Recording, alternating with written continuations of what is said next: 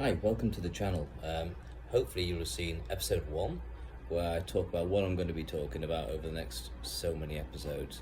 It's all about me on my journey with my cars and bikes, 46 of them in 46 years of having my driving licence. Last episode was an introduction to all that and who I am and where I'm from. And today I'm actually not in my office, as you can tell. We're in the middle of the Baltic Ocean. Wife ran on a little trip away. It's very cold. It's going to be -10 when we get to Stockholm, but it's clear blue skies. Not a car or bike in sight, but I've got plenty of time on my hands, so I thought I'd do a few of these videos. So today we're actually going to start to talk about the cars and the bikes. Can you imagine a 12-year-old lad in Liverpool, growing up in Liverpool, and my eldest brother gets a car for his 18th birthday from my parents. Very lucky, I know, but he gets a Fiat 600 and he loves it. Little red Fiat 600, worth a lot of money these days, but sort of set a precedence, hasn't it? Then my middle brother, 3 years later, he buys an Austin Champ. Well, I don't know if you know about those. They're the British Army's equivalent to the Willis Jeep. It has Rolls Royce, I think it's 3 or 3.5 litre engine. It had all the jerry cans on, the machine gun mounts, massive tyres. Great fun, totally impractical in Liverpool, but great fun. And to be honest, it might be one thing that I need to, an itch I need to scratch later on in a few years' time. But hey ho, who knows? So, that time, 15-year-old lad in Liverpool, both my brothers have got cars given to them by my parents. So I'm thinking, hey, I'm not having a car, I'm having a motorbike. But I need to learn how to ride a motorbike first, don't I? So when I'm 16, summer of 1978, I book on a course to learn to ride a motorbike in Bebington, which is across the water, across the Mersey from Liverpool. So me and my mate get on our push bikes every Sunday morning, helmet on our arms, and we cycle to the pier head, go over the Mersey and cycle then to Bebington, and we do this course learning to ride motorbikes. I think it was a YB 100. I loved every second of it. Thoroughly, petrol running through my veins even then, and that just cemented the fact that I'm going to get a bike when I'm 17.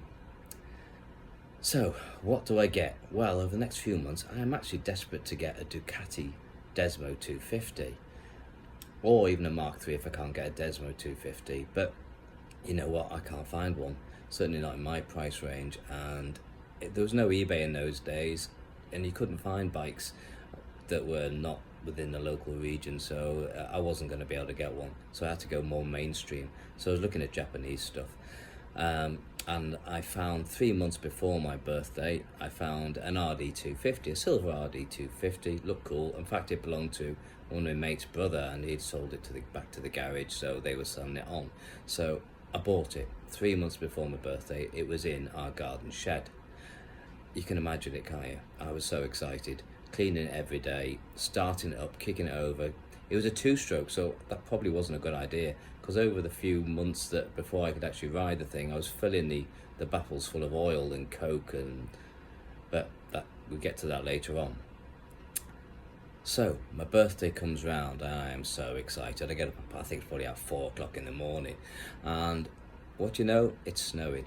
It never snows in Liverpool, and it's snowing on my 17th birthday.